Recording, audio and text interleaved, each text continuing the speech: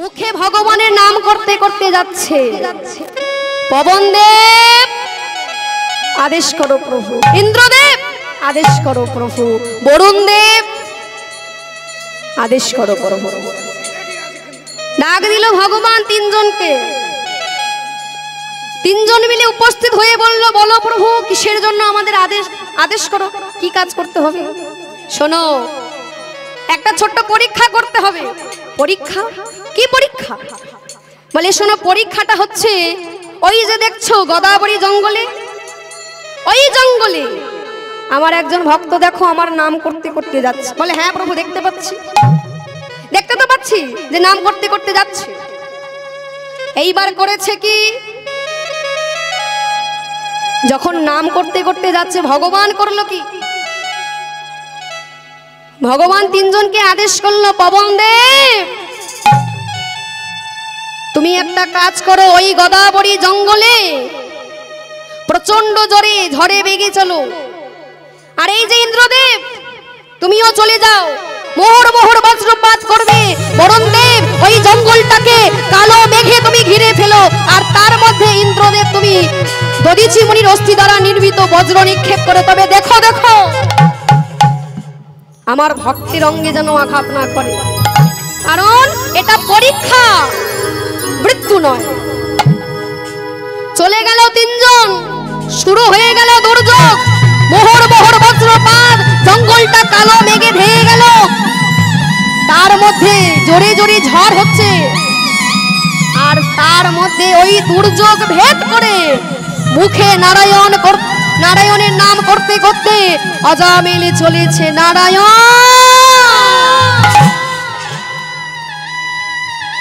যতই তুমি পরীক্ষা করো, যতই তুমি দুর্যোগ শুরু করো,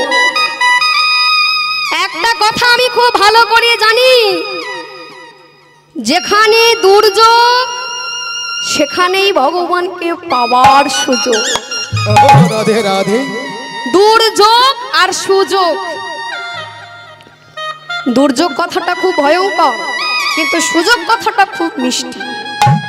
এই যে মাইরা এত কষ্ট করে এসেছেন, বাড়িতে কাজকর্ম ফেলে এসেছেন, মনে হয় না যে এত বড় সুবর্ণ সুযোগ, এক বছর পরে হরিনাম হচ্ছে, একটু এত বড় সুযোগ কি হাতছাড়া করা যায়?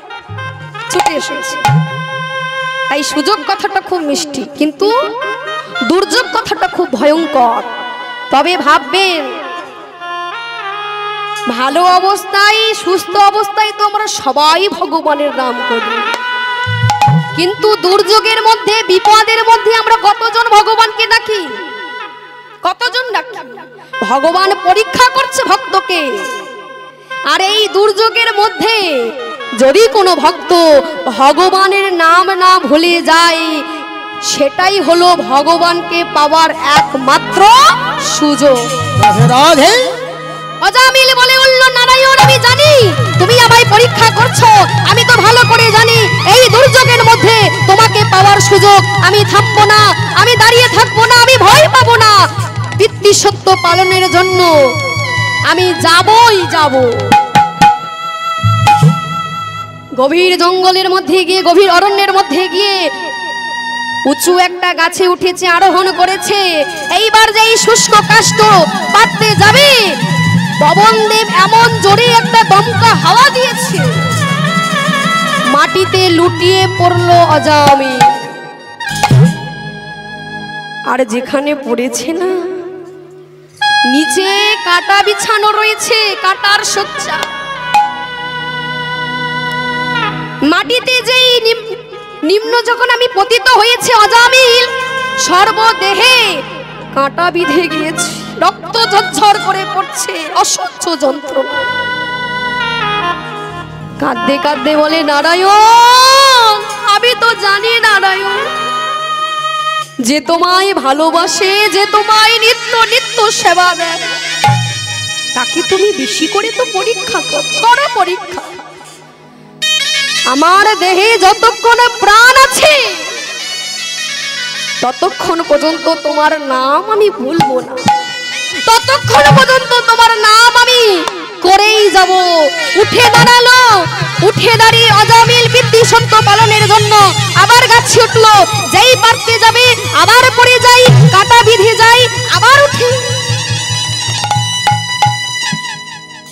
এইভাবে চলতে থাকে। আচ্ছা মায়েরা, যার শুরু আছে তার তো শেষও আছে, তাই তো? যার শুরু আছে তার শেষও আছে। বারবার যখন কাঁটাগুলো বিঁধে যায়, দেহ থেকে রক্ত বেরিয়ে যায়, আর মায়েরা দেহ থেকে যদি রক্ত চলে যায় তাহলে বাবা তো শক্তিও কমে যাবে।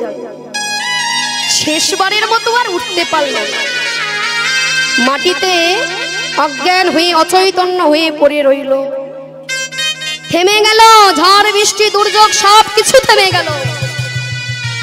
সব কিছু যখন থেমে গিয়েছে, ভোর হয়ে গেছে, সকাল হয়ে গিয়েছে,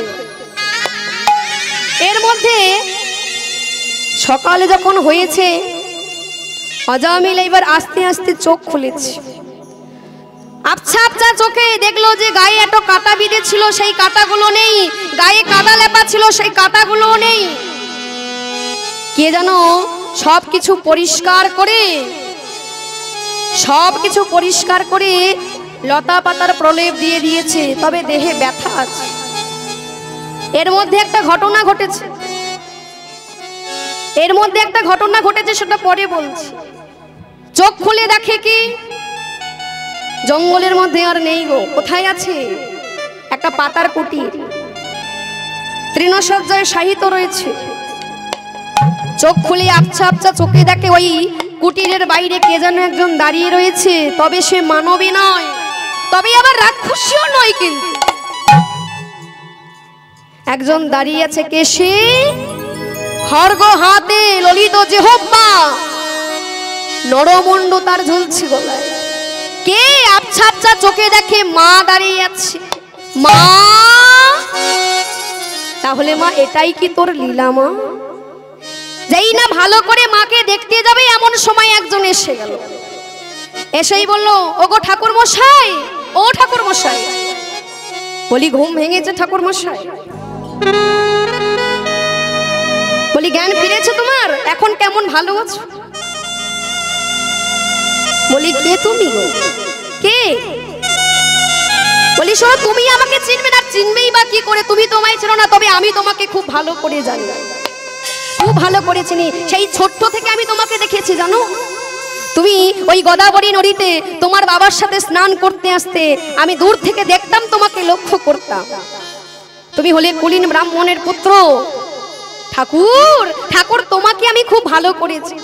আচ্ছা আমি এখানে কি করে এলাম? ঠাকুর আমি এনেছি, আমি সকালে গিয়েছিলাম, এই যে মা কালীর মূর্তিটা দেখছো না, এই মূর্তিকে, এই মাকে আমি পুজো করি। মার পুজোর জন্য আমি জঙ্গলে ফুল তুলতে গিয়েছিলাম ভোরে। আর গিয়ে সে কি দৃশ্য! গিয়ে দেখলাম তুমি কাটার জঙ্গলের উপর শুয়ে আছো, সর্বদেহে সর্ব অঙ্গে কাটা বিঁধে আছে, কাদা লেপা, ক্ষতবিক্ষত তোমার দেহ। এই যে আমি তোমাকে দেখে ফুলের সাজিটা দূরে ছুঁড়ে ফেলে দিয়ে, আমি একজন যুবতী নারী, তোমাকে অনেক কষ্ট করে তুলে আমার এই পাতার কুটিরে আমি তোমায় নিয়ে এসেছি।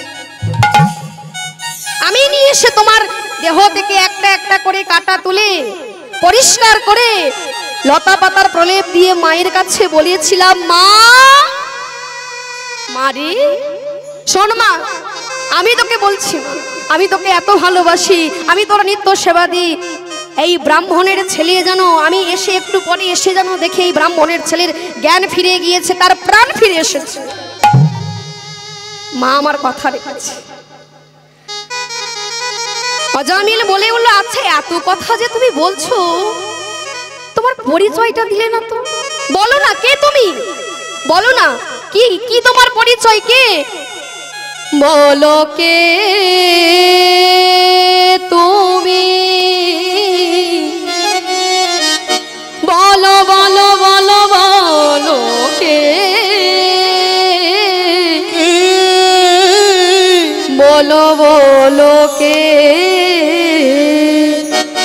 বলো কে তুমি,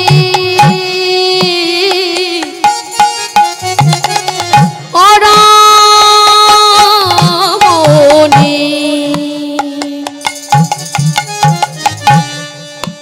আছো আড়ালে, কে বলো না, কে তুমি? তুমি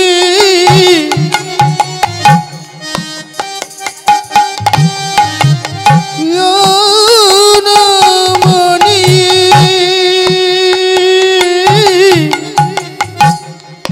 আছো আড়ালে বলো কে, বলো কে, বলো কে, বলো কে, বলো কে বলো কে বলো কে বলো কে বলো কে, বলো কে, বলো কে, বলো কে, বলো কে বলো কে বলো কে বলো কে বলো কে তুমি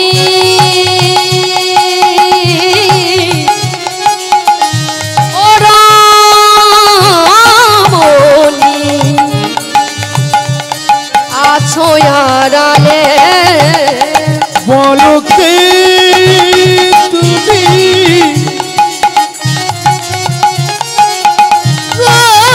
রামনি গাছ আড়ালে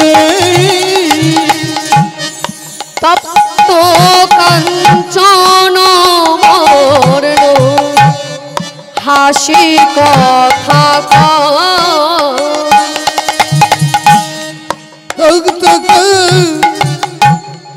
চলুক হয়ে তুমি হাসি কথা বলো কে, বলো কে, বলো কে, বলো কে, বলো কে বলো কে বলো কে বলো কে বলো কে,